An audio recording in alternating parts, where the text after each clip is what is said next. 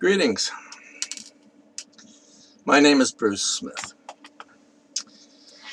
I'm an investigative journalist, and I'm the author of D.B. Cooper and the FBI. And today, I'm going to be talking about the money find in the D.B. Cooper case. Very little is known definitively about the D.B. Cooper case. We don't know his identity. We don't know what happened to him. We don't know his name. We never found anything from the skyjacking, except about $6,000 or so that was found on the Columbia River, on a beach, about 5-10 miles downstream from Vancouver, Washington. And that's what we're going to be talking about today. As it turns out, there were two money finds. The first money found, almost everybody knows about. This is what happened on a Sunday afternoon in February 10th, 1980. So about 8.5 years after the actual skyjacking. An 8-year-old boy with his family out on the beach having a picnic. They had just moved to the Vancouver, Washington area from their native home in Oklahoma. Pop was out of work and looking for some new things, living with his sister, new to the area. Didn't know about D.B. Cooper, but they knew that this particular beach called Tina Bar was open to the public. It was on private land owned by the Fazio brothers, who ran a sand and gravel company and a cattle ranch, and they had hundreds of acres down in that part of what they call Lower River Road, which is the beginning of the floodplain of the Columbia River. But it's still 60 miles from the ocean, so it's fairly rural, marshland kind of place, levees, things like that. Floods out periodically. And this one particular place called Tina Bar was well known as accessible to the public and was a good fishing spot. And so the family, Ingrams, went down to roast some hot dogs on a Sunday afternoon. And for those of us who live in Cooper country, you know that going for a picnic in February isn't really that silly an idea. It's like, it's always raining, so let's roast weenies down at the beach. So the Ingrams went down there, and as Brian, the 8-year-old kid, is clearing the land to make a bonfire, his hand disturbs what turns out to be 3 bundles of $20 bills that were kind of not laying on top of each other, but was slightly askew. And then this one was like that. But they were on top of each other, and they were right there. And I talked to Brian extensively in 2011 at the D.B. Cooper Symposium in Portland, Oregon, and he told me all about what his experience, his personal experience, what he remembers from that day. That's February 10th, 1980. They were thrilled. It was like, great, wow, look at this money. And Brian told me that he and his family spent the rest of the day. So his father was down there, his mother was down there, his aunt was down there, and his cousin was down there. So the aunt's daughter. I think there were 5 total. And so Brian told me that they spent the rest of the day looking for money. Now, in February, it's going to get dark pretty early. I mean, it'll start getting dark around 4 o'clock in the afternoon, this part of Cooper country. So they found it early part of the afternoon. So Brian told me, he says, 2-3 hours they went looking, and they didn't find any more money. Okay. They scratched the surface with a stick, and they're looking up and down the beach and things, and took the bills home and found out that you really couldn't peel the bills apart, and you couldn't really spend it. The bills were really weathered. In fact, all the edges were worn away all around. And there were no 20s in any corner, which was kind of an interesting tidbit. It's like, wow, they're all gone. But there were 20s on the face of the bills, and there were serial numbers, which was critical. Now, when the Ingrams brought the bills home, they tried to wash them. They put them in soapy water. They put them in a Clorox bath, and there was no way that they could peel the bills apart and stick a knife in there or something like that, try to loosen things up. Everything just fell apart in like chunks. But Brian told me, he said, when I discovered the bills, the rubber bands were still around, which suggests that the bills were somehow preserved in a strange way. They were worn around the edges, but the rubber bands were still wrapped around. And Brian said as soon as he started handling the bills, the bundles, the rubber bands fell apart. So the next day, Papa Ingram, Harold Dwayne Ingram, was telling people, hey, we found 3 wads of money out on the beach yesterday. Holy shamoly, somebody lost, a lot of money. And people said, maybe it's D.B. Cooper's ransom. And so they called the cops. And the cops said, Cooper, you better call the feds. So it turns out the nearest FBI office was in Portland. And they were very familiar with the D.B. Cooper case because that's where the skyjacking started, at the Portland airport. So they had been very involved in the Cooper case from the get-go. And the guy who was on duty that day of the skyjacking, who was instrumental, was a principal in the investigation from the Portland office. He wasn't in charge of the overall FBI operation, of the FBI's investigation of D.B. Cooper, but he was in charge of the Cooper desk in Portland, and his name is Ralph Himmelsbach. Himmelsbach jumps into action, gets a squad out there.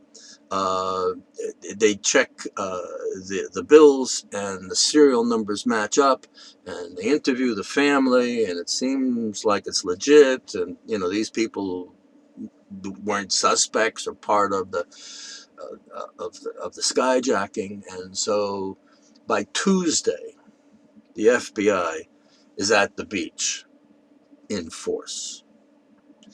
And I've talked extensively with the public information officer for the dig, for the retrieval, and his name is Dorwin Schreuder. And he is a career FBI agent, served for a long time in the Portland office. And he was in charge of handling media during the recovery. So not only did the FBI show up, film crews and reporters show up. And we have now know from KATU-TV, the Portland affiliate, we have seen in video the actual recovery of the second find. And when the FBI started digging where the Ingrams told them that they found the money, the feds found more money, but in a very different state of decomposition. What the feds found, not on the surface per se, but slightly beneath and down to a depth of 3 or 4 feet, they found thousands of shards, itsy bitsy, teeny weeny pieces of currency, of $20 bills. And Dorwin Schreuder told me, he said, we found a number that were fairly large, up to 2-3 inches, and some of them had serial numbers on them. And that matched the serial numbers from the Cooper ransom that they knew the 3 bundles were from, because Himmelsbach had determined that right away, which is what triggered all of this. Oh my God, that we got Cooper's money, or part of it.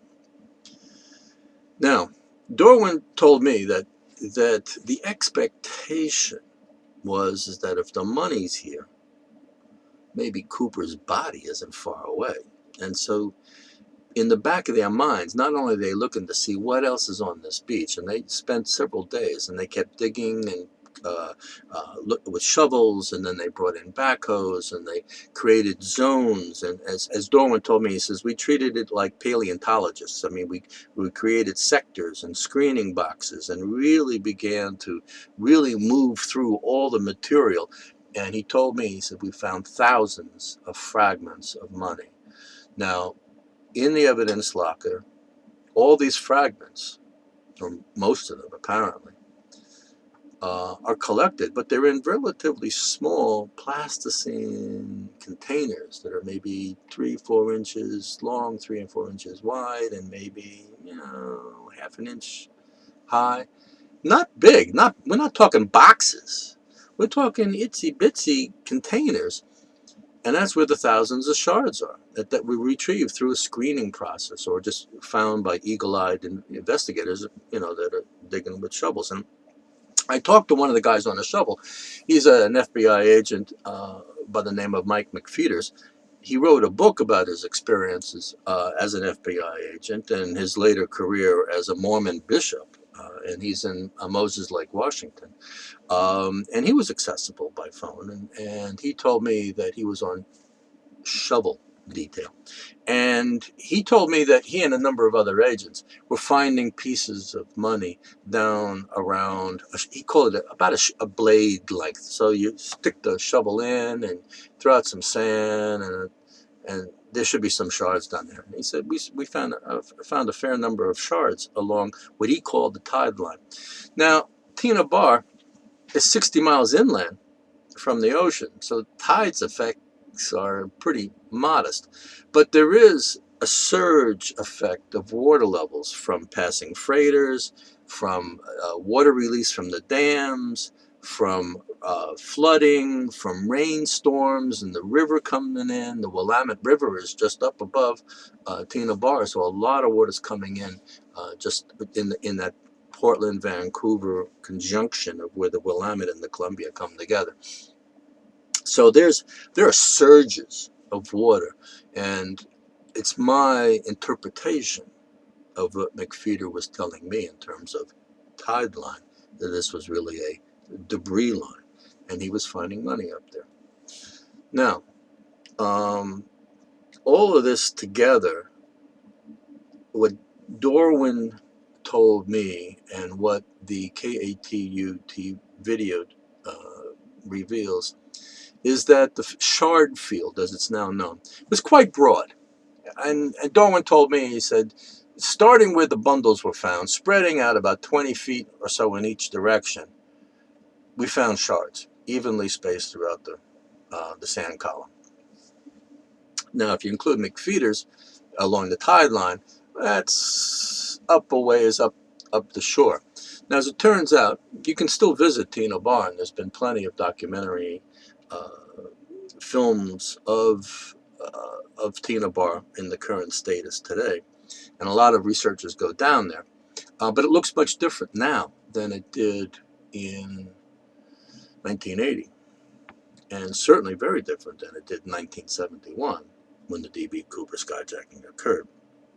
And that's due to the fact that the river gets dredged periodically, every number of years. And the dredge spoils used to be thrown up on the beach, and that would preserve the contour of the beach. But starting in 1974, the Army Corps of Engineers decided, due to environmental considerations, because of the sludge and the dredge spoils had so many heavy metals and contaminations and PCBs and all the junk from industrialization, that decided it was better to not throw it up on the beach where it would re-enter the water column very readily through flooding and just river currents and things. So they put it up on shore where it would tend to decompose in a much more stable kind of manner. But what that did is it triggered fierce erosion of the banks because they weren't being replenished. And so if you go to Tina Bar now, you will see as you come to the edge of the riverbank, it drops off really quickly, about 3 or 4 feet. It's like a little cliff. And then it tapers off very steeply into the water. So the actual spot on the beach where the money was found is really now a place in the air, suspended in the air. It's 2 to 3 feet above the current level of the beach. And it was found about 20 feet from the water's edge, as I understand it. Sometimes that varies exactly who you're talking to. Sometimes it's 20, sometimes it's 40. But so in the middle part of the beach, it wasn't found up by the edge, and it wasn't found exactly at the water's edge. It was in between. So there are 2 finds. The 3 bundles from Brian, and then the FBI, thousands of fragments. And so any theory of how the money got there and when has to involve both money finds, which pretty much discounts, in my view, the idea that somebody planted the money. It's easier to come up with a scenario about how the 3 bundles got planted there. It's like, oh, Robert Rackstraw in the History Channel is theorized to have planted the money there to throw the FBI off his trail. That he couldn't be D.B. Cooper because here's the money. And there are other variations. Pick a suspect. There's some notion of how the money, they engineered the money being planted. But it doesn't account for any of the fragmentation and the finding of how do you put all this money spread out over a beach 20 feet in either direction, down to 3 or 4 feet. And that brings in the question of the dredging. And the leading theory today is that somehow the money ended up in the river channel. And the dredging, the last time the dredging had come up the Columbia River in the Tina Bar area was in 1974. And somehow, and that was the last time the money got thrown up on the beach. Now, the idea is, or the thinking is, and the hypothesis, that the sluice and the pumps and the actions of how do you suck up muck from the bottom of the Columbia River and then throw it up on the beach. Somehow, through a weird act of nature, 3 bundles stuck together and landed in one spot. And just prior to that, other bundles got totally chewed up like in a Cousinut and got spit out as fragments and got thrown up on the beach. Now, it's believed that the Fazio brothers, with all these dredge spoils on their beachfront, came in with their own backhoes and bulldozers and smoothed everything out. And that's how you got the first smearing of the shard field. And then, just inadvertently, 3 bundles on top. And it sat there for perhaps 6 years, from 1974 until discovery in 1980. And that perhaps it took those 6 years for covering layers of sand to slowly erode, since in the intervening years, there were no more dredge spoils put on top of them. So whatever was placed in 1974, money, dredge spoils, stayed, and then was just exposed, and nothing else was on top. That's one theory. And the FBI strongly considered that. Dorwin told me that they had a very strong expectation that they were going to find more than just money, that they were going to find a body or a parachute or the bomb or a briefcase or anything like that.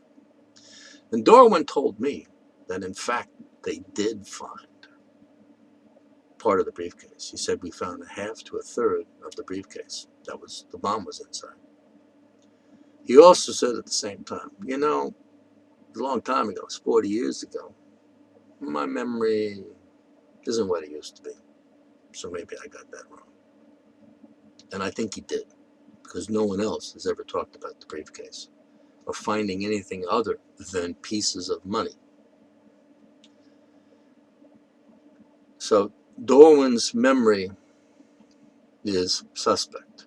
Adding to that perspective, he also told me that when he was at the dig in 1980, so he arrived at the beach February 12th, 2 days after Brian Ingram and his family were there, he said the dredging operation was still there. He said the dredge was still in the river, and that's not true. There was no dredging activity in February, in the wintertime of 1980. So that adds information that needs to be considered and evaluated and weighted of the information we're getting from Dorwin. But his basic story holds up and is supported by the KATU-TV videos. However, it's also challenged by others who are at the beach. Now, Al Fazio is still at the beach. He still owns it with his brother Richard and his family. They're still down there. Told me that he was late to the party, that when the money was actually found, he wasn't around. And when the Fed showed up on that Tuesday, he was at a cattle auction. And when he was coming back, and he was bringing his cattle up to be sold, and he's coming back with an empty trailer, he couldn't get back into his property. And he says, hey, I live here. And it took a little while for the feds to realize, hey, this is the guy that owns the beach that we're digging up. So he was allowed back in. And after they had done all the spade work with the shovels, then the FBI contracted with Al and Richard Fazio to come in with their backhoes and dig the long trenches. And that's when they definitively discovered pieces down to 3 feet down. And there are conclusive pictures of Ralph Himmelsbach down in the trenches. Looks like World War I down there. You know, finding pieces and measuring it and documenting it and all that.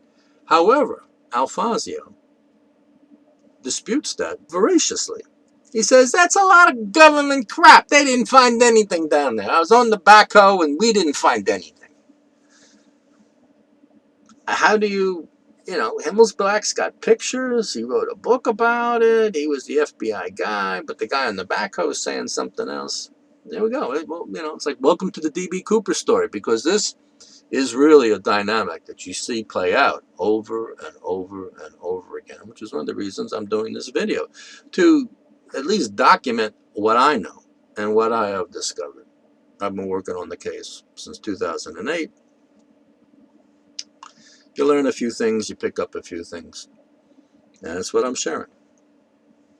So, some other pieces of information, oddities, if you will. The theories that have come down is, if Cooper didn't crash land right in the area, then maybe the money got separated from him when he was coming down, wherever he came down, which is another mystery. We're not exactly sure where he landed, because we're not exactly sure where the plane was when he jumped out, which is a befuddlement. 40 years after the case, we're still not sure where the plane was. Come on, guys, what happened? We have radar, we have transcripts, and there's lots of redaction and missing information in the transcripts, which suggests some unsavory behavior. So it needs to be examined, and people are looking into that from the D.B. Cooper forum, particularly one guy by the name of Georgia. One of the theories is, since the guy actually flying the plane when Cooper jumped, the co-pilot, Bill Radachek, has told many people, in fact, including yours truly, that he wasn't in Victor 23, which is the standard air corridor south of SeaTac Airport. When commercial airplanes are flying at 10,000 feet, they're going to have to fly this very narrow air corridor, basically over I-5, to make sure they don't crash into any mountains. Now, Bill told me that they weren't required to stay in Victor 23, and it's his belief that the wind pushed him east, because the winds were from the southwest, and that he wasn't particularly worried about auto-correcting and staying, down the middle of the Victor 23 corridor, which is about 6-8 miles wide. And that gives the notion if they're east of the Victor 23 area, then maybe Cooper, when he jumped and the winds blew him a little further east, may have ended up in the Washougal River Valley. And that's important because the Washougal is the only river that empties into the Columbia upstream from Tina Bar. So if the money is going to separate from Cooper, like the money bag tears apart or blows off or blows away from him or bills start flying out and everything like that, that whatever the money may have landed and washes down, it would have had to been in the Columbia River watershed. Now, the general perspective of the FBI is that Cooper landed in and around Ariel or Amboy, Washington, which is in Victor 23 and much further west from the Washougal area. But if Cooper landed there and had a problem with his money bag in that Ariel, Amboy, Victor 23 area, it would have gone into another river. And that river is called the Lewis River. And it empties into the Columbia downstream from Tina Bar. So the question is, if the money landed in that river, how did it get to Tina Bar? If it floated down to the Columbia, it would have kept on going out to the ocean, right? No. So there was a speculation, a theory, that was in the National Geographic documentary of 2009 known as the Propeller Theory, that the FBI agent at the time, Larry Carr, and supported by a fellow by the name of Tom Kay, who had just begun to head up the Citizen Sleuths, a group of private citizens recruited by Larry Carr to help him as a kind of like private auxiliaries to the FBI to review the case. And Tom was very active with Larry Carr back then. And they developed this propeller theory that everything washed down, that Cooper landed in the Lewis River, drowned, and everything, the body, the parachutes, the money, the bomb, the briefcase, everything floated down the Lewis River, went into the Columbia, or got snagged by a freighter coming upstream to Portland, and got wrapped around the propeller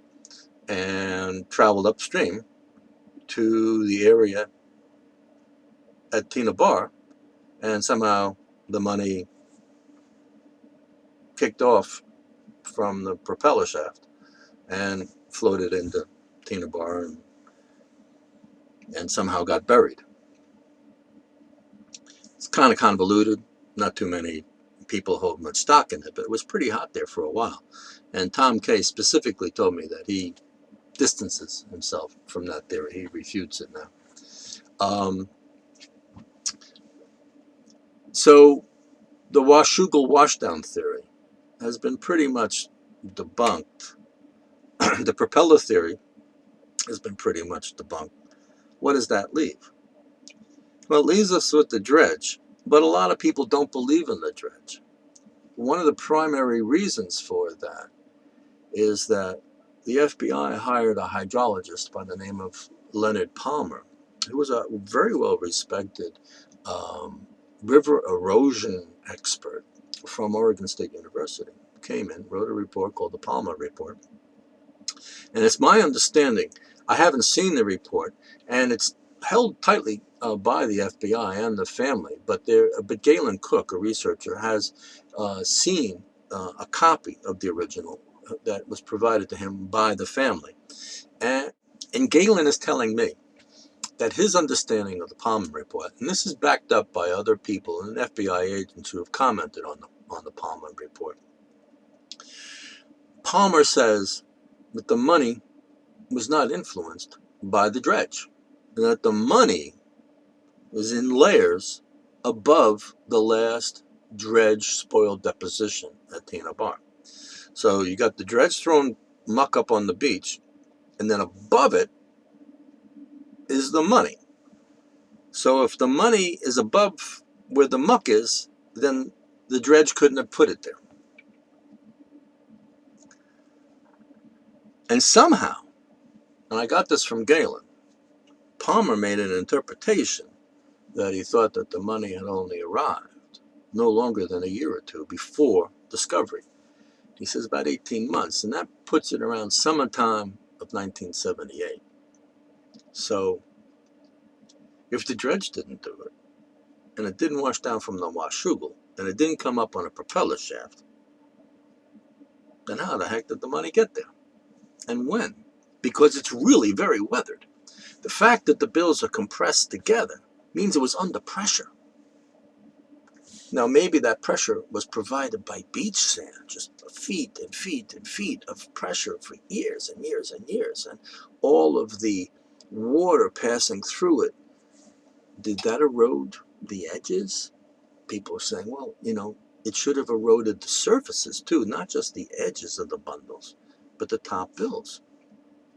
And if they're eroding, the rubber band should have eroded. So again, another mystery. A couple tidbits. Galen told me that he has hired a team of hydrologists to review the Palmer report and conduct their own independent investigation of how things actually happen in terms of river flow and floods and erosion and deposition and all that.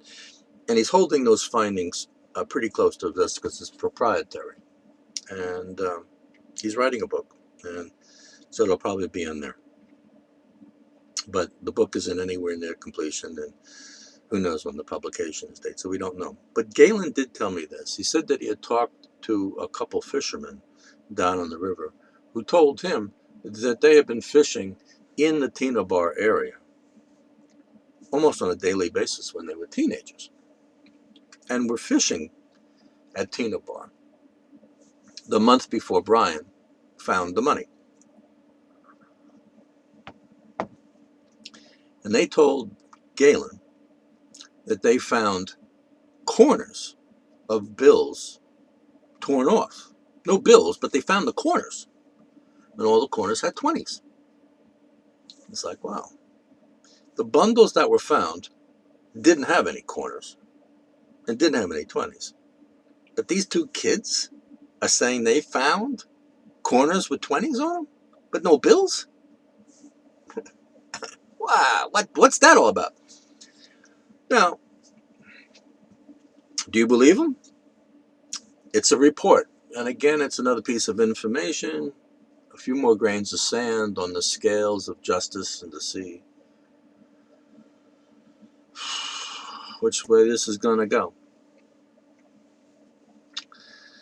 Another piece of interesting information is the name of the beach. Now, Tina Bar, most people think of a bar, it's like a sandbar, But it seems to be a local term for a beach. And the other beaches in the area is a county park where everybody goes swimming, and it's called Frenchman's Bar.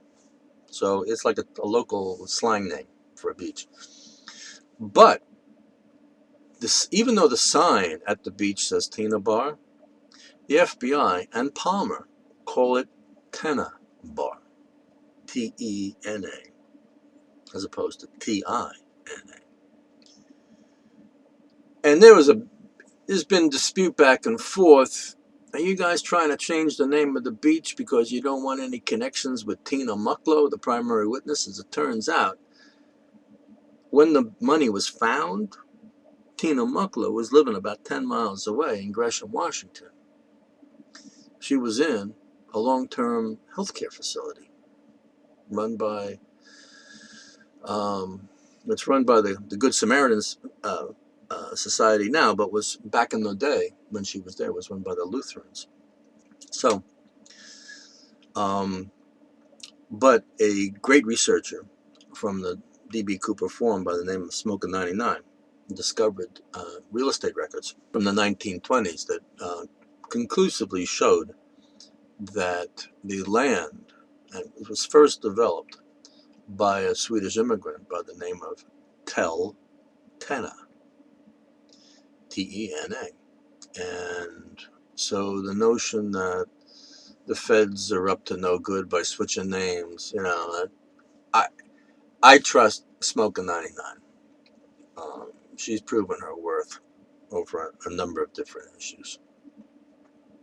And but I also have a fondness for calling it what the guy who owns it. I mean, the Fazios call it Tina Bar, and that's the sign that they posted at the beach. So both terms are used interchangeably. So that's what I know about the money find.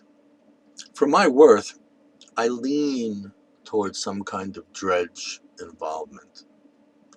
Where Cooper is, I don't know. There is a current theory that's gaining great strength and was featured in the Travel Channel's Expedition Unknown documentary that was released, I believe, in January of 2017. That was a theory that is promulgated by Robert Nicholson, who posts at the D.B. Cooper Forum as Robert99. And what he said was, let's discount what Radicek said his position was, that the wind was blowing them east of Victor 23. What we do know is the plane was following Victor 23 out of SeaTac Airport, flying basically due south.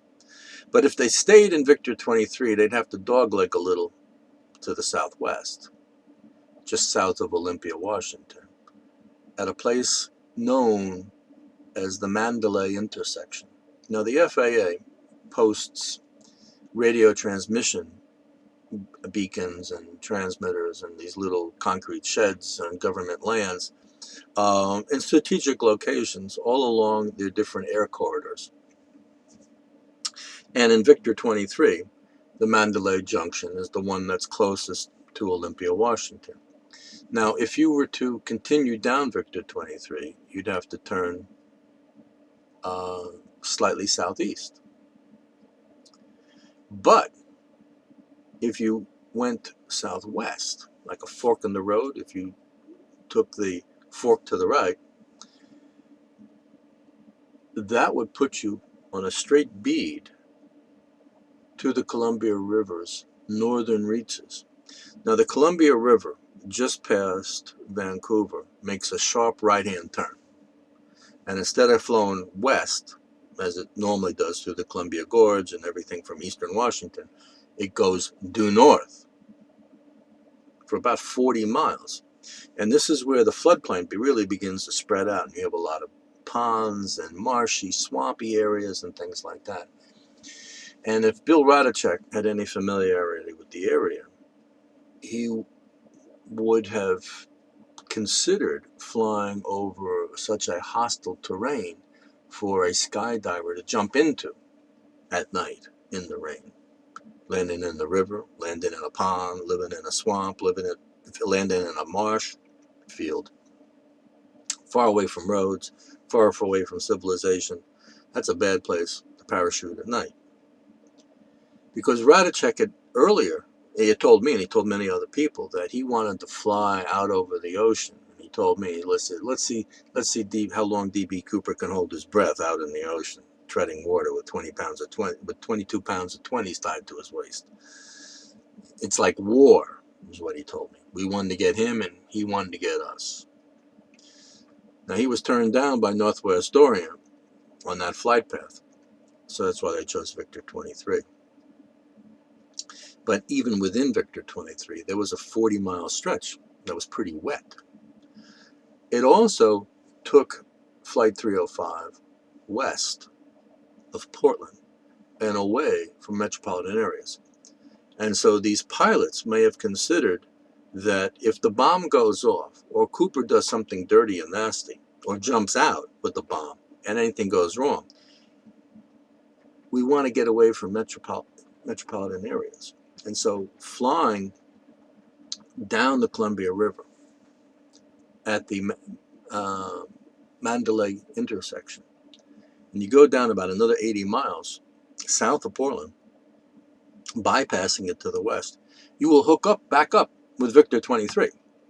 So it's very possible, Nicholson says it's very possible that Radachek and the flight crew up in the cockpit of Flight 305 made an independent decision to veer off from the expected route and flew this independent leg for about 80 miles.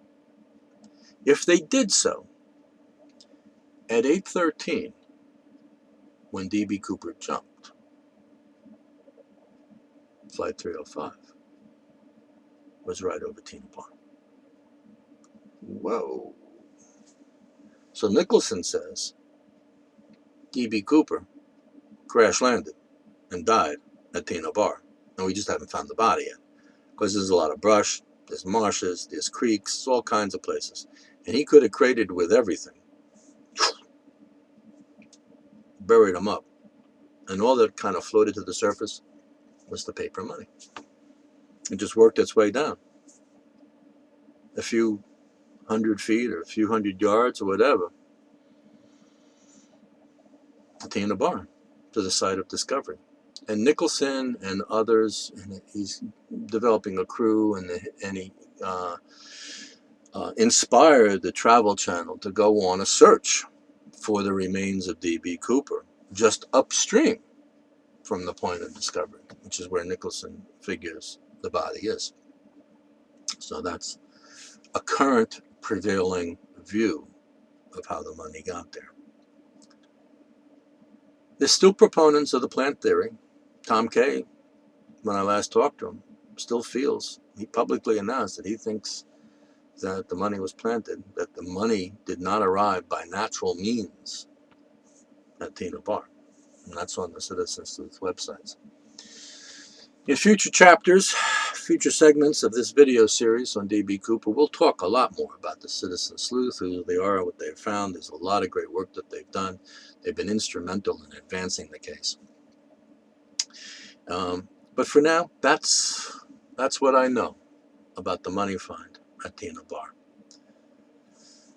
My name is Bruce Smith. This is part of an ongoing series in the D.B. Cooper investigation. I'm the author of D.B. Cooper and the FBI, a case study of America's only unsolved skyjacking. Goodbye for now.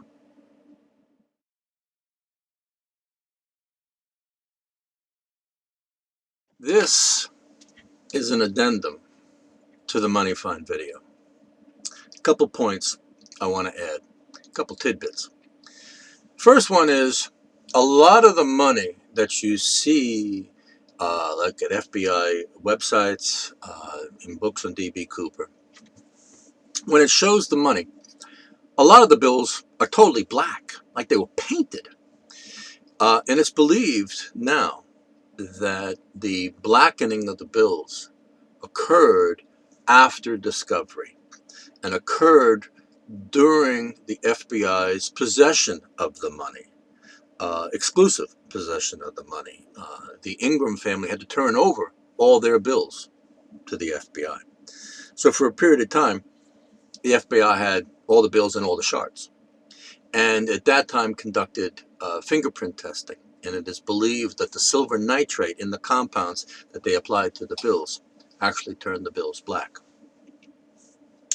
Seems like that would reduce them to basically just souvenirs, that they wouldn't have much evidentiary value after they had been contaminated so extensively. And I certainly hope that the FBI has more sophisticated methods of testing for fingerprints that don't, in effect, destroy evidence. So that's one perspective. The other is, in terms of possession of the bills, the Ingram family sued for their bills to be returned to them, and hired a former FBI agent to litigate in their behalf against the FBI in federal court. And the FBI agent that they had hired, who was an attorney and had begun a practice in reclaiming lost properties, in finding people for inheritance and things like that. There's a fellow by the name of Richard Tosaw. Now, Richard Tosaw, when he was an agent, long before the D.B. Cooper skyjacking, was an agent down in San Francisco. But his brother Michael was also an FBI agent and was assigned to the Seattle office. Now, Mike Tosaw, as I understand it, did not work directly on the D.B. Cooper case, but he was an inside guy. So when Richard was asked by the Ingrams to help him get the money back from the feds, and Richard had Mike telling him what the FBI side of the thing was, he became very interested in the D.B. Cooper case. Two things happened. One is Richard Tosaw was successful in making a deal in court with the FBI so that the FBI would surrender the majority of the bills. The Ingrams got about half. Their insurance company got approximately another half, maybe 45%. And 14 bills were held in reserve by the feds for evidentiary purposes. So that's, it took a number of years. I think it took 5 years of litigation. And that's when the Ingrams got the money back. Subsequent to that, they began selling them off. Brian Ingram sold a lot of bills a few years ago, basically to satisfy a divorce alimony proceeding and to take care of some family matters. And I think he has a few bills left. So there's another player that's involved, and that's the auction house that Brian has solicited to do the selling. And they're the ones that have come in with more sophisticated methods of separating the bills. And they have found that there's a lot more bills than were originally thought. Most people think there was $5,800. Well, there's not. It's over $6,000. Current belief is about $6,200 was actually in that bundle. That's how compressed and stuck together these things were.